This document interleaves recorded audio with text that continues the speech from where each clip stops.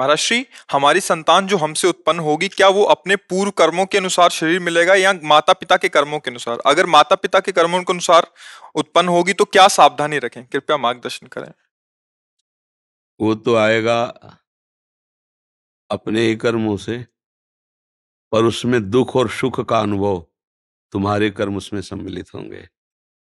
अगर आपने पूर्व में जो जीव पुत्र रूप में आ रहा है उसके साथ अभद्र कर्म किए हैं, तो आकर के जीवन भर आपको जलाएगा, आपको दुख देगा।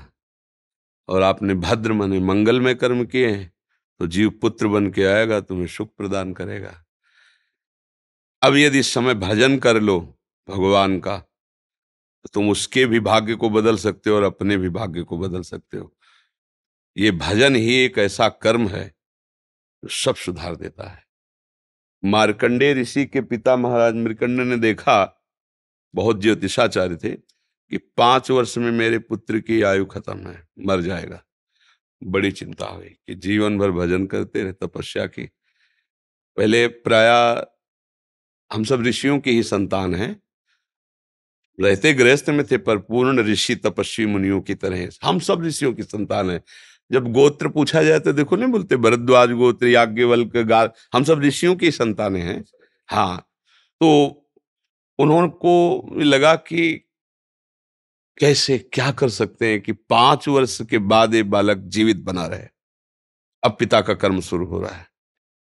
पूर्व संयोग इतने ही वर्ष का था, अब उनका नया कर्म काम कर रहा है। उन्होंने विचार किया, भगवान के भक्तों और संतों में विशेष सामर्थ्य है। यदि संतों को साष्टांग दंडवत करे और संतों का आशीर्वाद मिले, तो मैं इसे मृत्यु से भी बचा सकता हूं। उनको पता था, उनकी श्रद्धा थी, उनकी भावना थी। तो प्रायः पवित्र नदियों के किनारे ही ऋषियों के आश्रम होते थे, तो गंगा जी के समीप ही, हाँ, तो घाट में खड़ा कर देते। जो भी संत दिखाई देते, वैष्णव तिलक या शैव तिलक, वो सबको आदेश कर, छोटा सा बालक 2 वर्ष 3, साष्टांग प्रणाम करो, साष्टांग प्रणाम करो। उनकी सेवा यही थी, प्रसाद पाओ और जाके घाट में खड़े हो, जो भी संत दिखाई दे साष्टांग प्रणाम करो। एक दिन प्रच्छन्न वेश से गुप्त रूप से सनक सनंदन सनातन सनत कुमार भी, अब आपको क्या पता कौन महात्मा किस कोटि का किस वेश में तुम्हारे पास बैठा है, या तुम्हारे संग वार्तालाप कर रहा है, या तुम्हें कभी मिल सकता है, हमारी दृष्टि नहीं है ना। और वो दिव्य महापुरुष थे और वो देखा करते थे।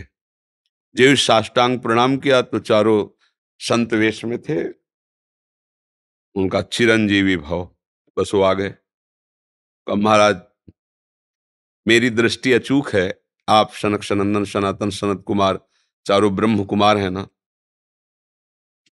प्रच्छन्न वेश से आप घूम रहे हैं, ये तो अभागी है, 5 वर्ष में इसकी मृत्यु हो जाएगी। और आप कह रहे हैं चिरंजीवी भव, तो आपके वचन मिथ्या या इसका भाग्य मिथ्या? इसी इसी बात में बैठे थे कि कोई ना कोई महापुरुष जब फंसेगा तो ये भाग्य को मिटा सकता है, साधारण थोड़ी मिटा पाता है, महापुरुष ही मिटा पाता है, उसमें सामर्थ होती है। तो उनका ठीक है, चिरंजीवी तो रहेगा ही। तुम्हारी ज्योतिष से तुमको पता है किस मिनट में किस सेकंड में मृत्यु होगी। उस दिन प्रातः से लेकर के और मृत्यु समय तक भगवान शिव के मंदिर में शिव का आलिंगन करके इसे बैठा देना, बस फिर और हम देख लेंगे। ऐसा ही किया। चारों ब्रह्म कुमार दरवाजे पे खड़े हो गए। तो ऐसे पुरुषों के पास यमदूत नहीं आते, साक्षात धर्मराज आते हैं। धर्मराज ने देखा सनक सनंदन सनातन सनत कुमार, तो उनका इस जीव का समय हो रहा है, आप आदेश करें तो मैं इसे ले जाऊं। बोले मैंने तो चिरंजीवी भव कहा है। बोले ब्रह्मा के आप पुत्र हैं, ब्रह्मा के द्वारा ही विधान किया जाता है। तो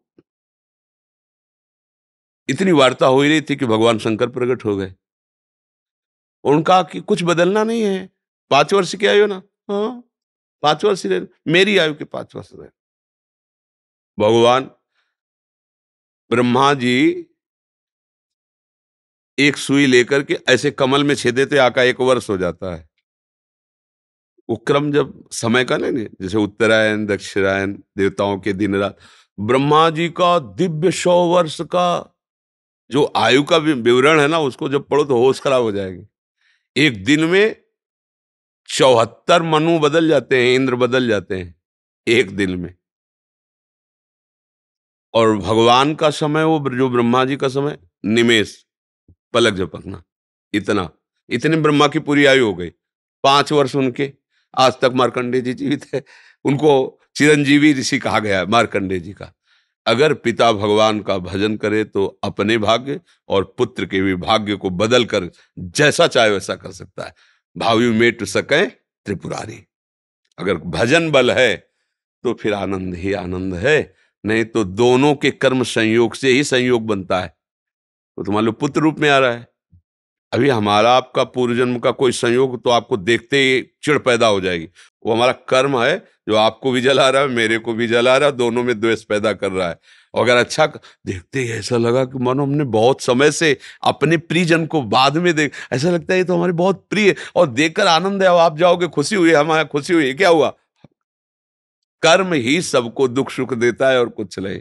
अगर कर्म को कोई मिटा सकता है तो भगवान का भजन मिटा सकता है, दूसरा नहीं। खूब प्रभु का आश्रय लेकर के उनकी लीला गायन करो, नाम जप करो, सब ठीक हो जाएगा। और गर्भस्थ शिशु को भगवत चर्चा सुनानी चाहिए, उससे प्रभाव पड़ता है।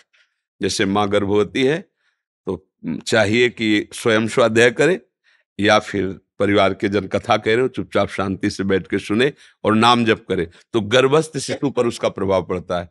जैसे प्रहलाद जी जब कयाधु जी के गर्भ में थे तो नारद जी अपने आश्रम में लेकर के उनको भी भगवत चर्चा भक्ति का उपदेश किया, तो ऐसे महान भागवत 5 वर्ष में विश्व विजेता हिरण्यकश्यप को परास्त कर दिया। 5 वर्ष की आयु प्रहलाद जी की है और विश्व शक्ति संपन्न हिरण्यकश्यप परास्त कर दिया।